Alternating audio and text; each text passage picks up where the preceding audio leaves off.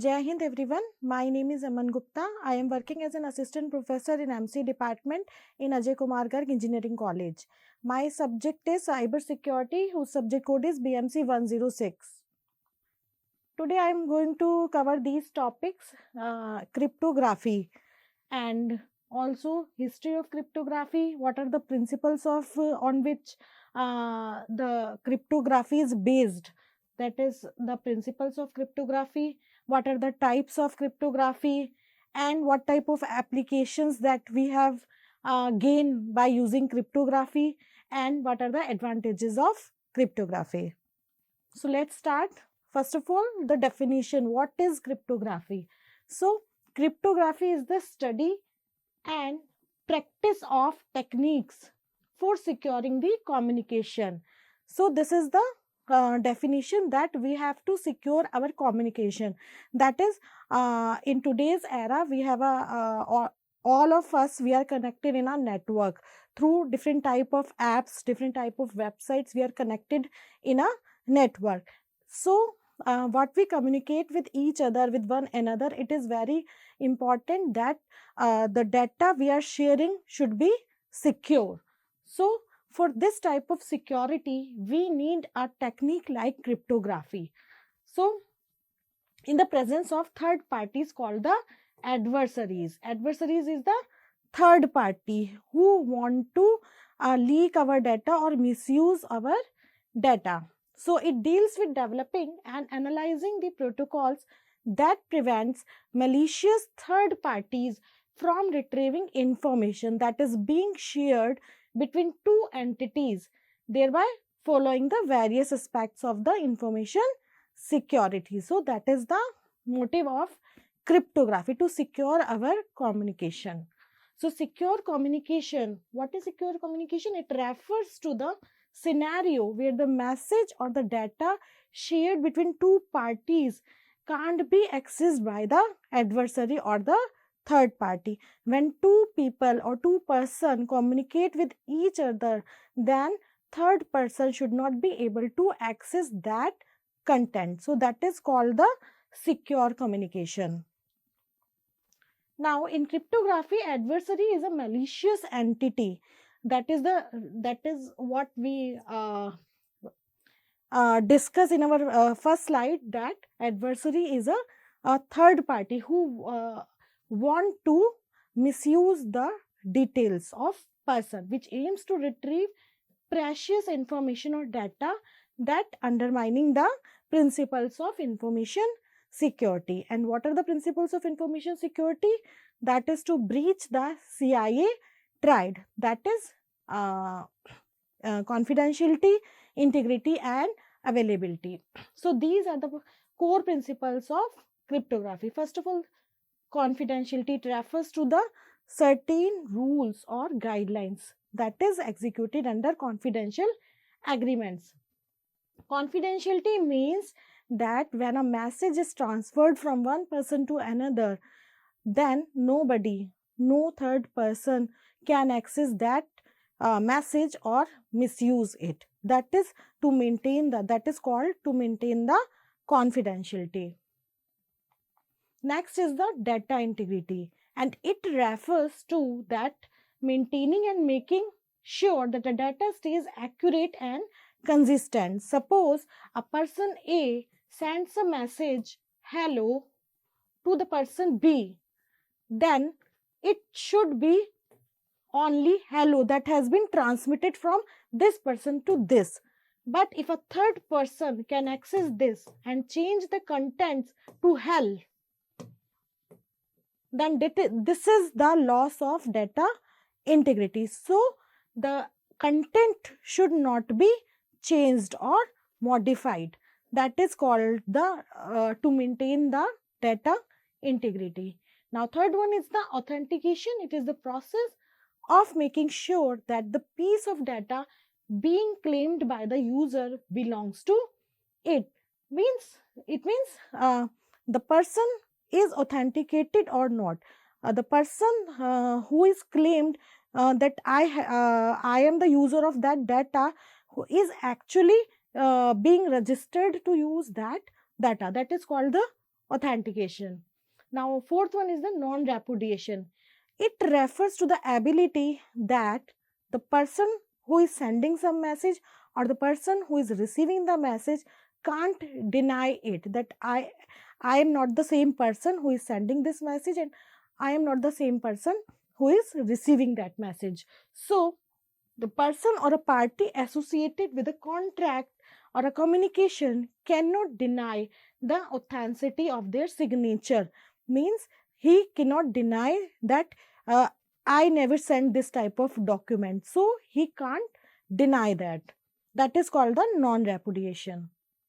Now, for example, consider two parties, that is Alice and Bob.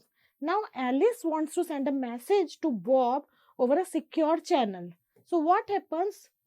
The sender's message, or sometimes called the plain text, is converted into an unreadable form. Suppose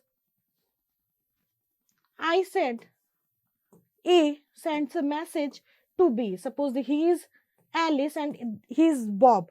So if he wants to send a message to B, then hello is converted to a message like A1, B2, C3. This is the ciphertext. Now, when this message travels through a network and reaches to the B, then it converted into the original message, that is called the hello. This is the plain text and this is the ciphertext. So, this is the unreadable format. If anybody wants to breach the security, the person who breach or gain that message but unable to read it, that is called the ciphertext. So this process is known as the encryption. So at the time of receive the ciphertext, it is converted back into, as I said, it is converted back into the original message, and it is done with the use of the key. A key is used to encrypt the message and to decrypt the message so that it can be read only by the receiver. So this process is known as the decryption. When the message is converted into the ciphertext, this process is called the encryption, and when this message is changed into the original message, this process is called the decryption. That is, if the Alice send a message C equals to EMK to Bob, that is the receiver, M is equals to DCK, so C is the key through which the original message changes to the encrypted one, and then encrypted one changes to the decrypted one and to the original message. So next is C refers to the ciphertext when E and D are the encryption and decryption algorithms respectively. So in the case of Caesar cipher and shift cipher as an example, let's take another example. If A is, this is the message, that plain text is geek for geeks and ciphertext is that string, and when it go to the receiver, then it change into the this plain text only. So if A is replaced by D and B by E and so on, so each character in the word would be shifted by a position of 3. So that is G. G is GHIJ. So G is replaced by J. So this is the working of the cryptography analysis. Now we go to the history of cryptography. Humans have two basic needs that we take about the communication. So one is the need to communication and to share the information. So these two basic needs while communicating rise to the coding. As in today's world, we are mostly dependent upon our mobile, our system.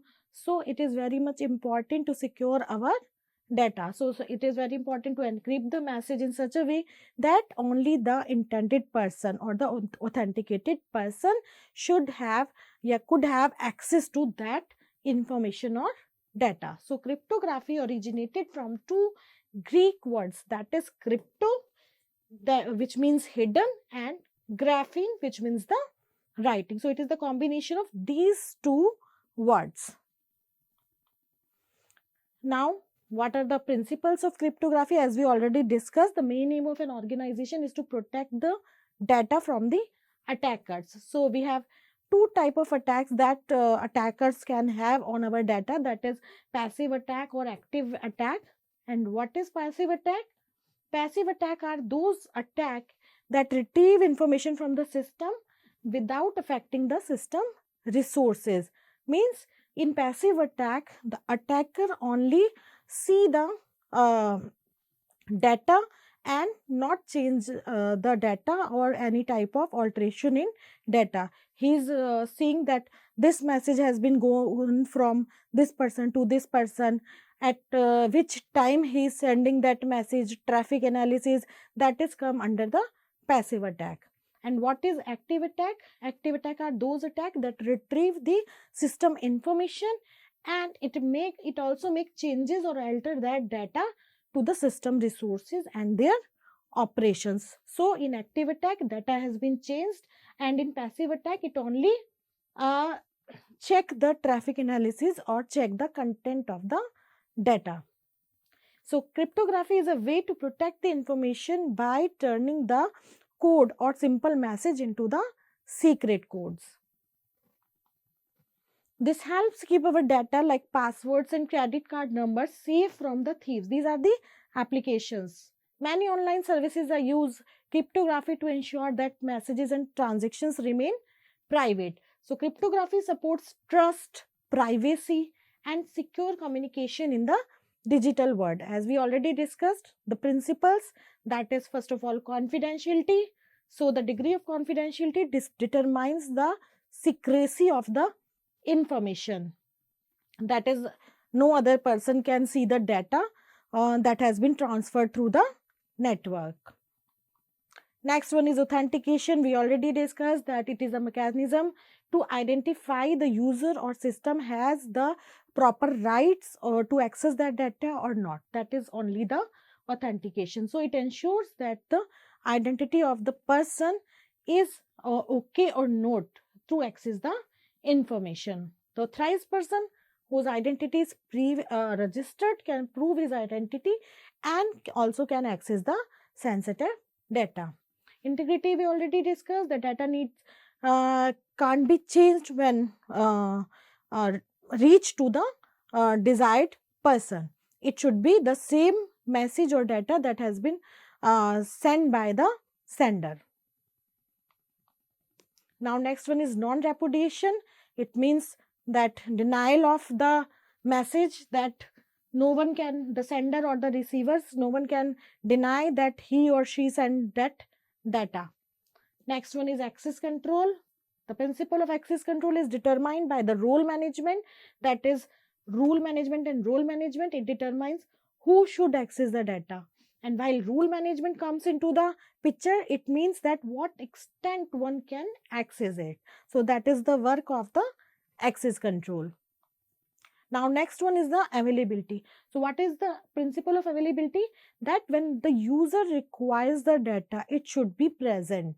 So that is the principle of availability, that resources will be available to authorized party at all times when he required that data. So information will not be useful if it is not available to be accessed at the right time. Now there are types of cryptography. First one is symmetric key cryptography. It is an encryption system when the sender and receiver of a message use a single common key to encrypt the data and to decrypt the data. That is called the symmetric key cryptography, and it has two types, that is data encryption systems and advanced encryption system, that we discuss later. Now next one is hash functions. So in hash function there is no use of key algorithm in this algorithm. So hash value with a fixed length is calculated as per the plain text, and which makes it impossible for the contents of plain text to be recovered. So many operating systems use hash functions to encrypt the passwords. Now third type is as asymmetric key cryptography. In this cryptography, user use two type of keys. One is public key and other one is the private key. So in this pair of keys is used to encrypt and decrypt the information. So the sender public key, sender encrypt the data with the use of the public key, and the receiver decrypt that data with the use of the private key. So even if the public key is known by everyone, the intended receiver can only decode it because he has the one person who has the private key, and he alone knows his private key. So this popular asymmetric key cryptography algorithm is the RSA algorithm. Now these are some advantages of cryptography. First of all, access control, that is the person who have particular rights and who has the role or the authenticate permissions, that is he is the eligible person to access that content. So that is the person who has see the content of that information. Second is the secure communication. For secure online communication, cryptography is crucial because it offers mechanisms for transmitting the private information, that is like passwords, bank account numbers, and all other type of sensitive information that has been transferred over the network or over the internet. Now, protection against attacks. Cryptography aids in the defense against various types of assaults, including replay and man-in-the-middle attacks. So, it offers strategies for spotting and stopping these assaults. Next is compliance with legal requirement. Cryptography can assist firms in meeting a variety of legal requirements, including data protection and privacy legislation. Now, next one is the applications of cryptography. In what fields cryptography can be applied to have the benefits of it? So, first is computer passwords. So, cryptography is widely utilized in the computer security, particularly when creating and maintaining the passwords. So, when a user logs in the system, their password is hashed and compared to the hash that was previously stored. When a user create a password, it is stored in the system in the form of the hash value, that, and when a user access their system, the hash value is then converted into the value that has been previously stored. So passwords are hashed and encrypted before being stored, and in this technique the passwords are encrypted so that even if a hacker gains that or access that password or theft the password of the system, they cannot read the passwords. Now next one is the digital currencies. To protect transactions and prevent fraud, digital currencies like Bitcoin also use cryptography. So complex algorithms and cryptography keys are used to safeguard that transactions, making it nearly hard to tamper with or forge the transactions. So to improve the digital currencies transactions over the network, encryption plays an important role. Next one is the secure web browsing. We are browsing on the internet very much for different type of our work that we have in our day-to-day life, that is online browsing. So online browsing security is very much required, and it can be provided with the help of the cryptography. So which shields users from eavesdropping and man-in-the-middle assaults. So public key cryptography is used by the secure sockets, that is the SSL, and transport layer security, that is the TLS protocols, which encrypt the data that has been sent between the server to the client machine, and which establishing a secure channel for communication. When a client sent a request to a server that has been encrypted with the help of cryptography over that secure socket layer and transport layer security, and that then it has been transferred to the client machine or the user that has required that data, or who is browsing the web. Next one is the electronic signatures. Electronic signatures serve as the digital equivalent of a handwritten signature. So it is equivalent to the electronic signatures and that are used to sign the documents. Digital signatures are created using the cryptography and it can be validated using the public key. In many nations, electronic signatures are forcible by law and their use is expanding quickly. But in India, if we say electronic signatures are not that much authenticated, so but in other countries it is using it is forcible by the law that people should use this type of technique. Next one is the authentication. So cryptography is used for authentication in many different situations. That is when accessing a bank account, logging into a computer, using a secure network. So every time when we are logging into a computer or when we are accessing our bank account, then we require the authentication. So cryptographic methods that are employed by the authentication protocols to confirm the user's identity and confirm that they have the required access rights to the resource. Suppose this has to be checked that I am the authenticated person, I am logging with my own login credentials and then access my account to any type of transaction. So it is very much required that we have a secure network or secure communication over the network. Next one is the cryptocurrencies. Cryptography is heavily used by cryptocurrencies like Bitcoin, Ethereum to protect the transactions, thwart fraud, and maintain the network's integrity. Complex algorithms and cryptographic keys are used to safeguard the transactions and making it nearly hard to tamper with or alteration or forge with the transactions. So for cryptocurrencies, in cryptocurrencies also cryptography plays an important role. Now the last one is the end-to-end internet encryption. So end-to-end encryption is used to protect two-way communication like video conversation that we see into our WhatsApp, that is called the two-way communications, end-to-end encryption. WhatsApp also provide end-to-end encryption, instant messages and email.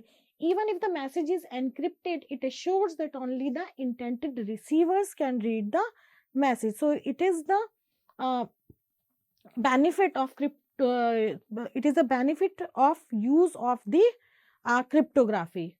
End-to-end encryption is widely used in communication apps, as I earlier said, in WhatsApp and Signal, and it provides a high level of security and privacy for the users. So that these are all the applications of the cryptography that we have in our day-to-day life. That's all for today. Thank you so much.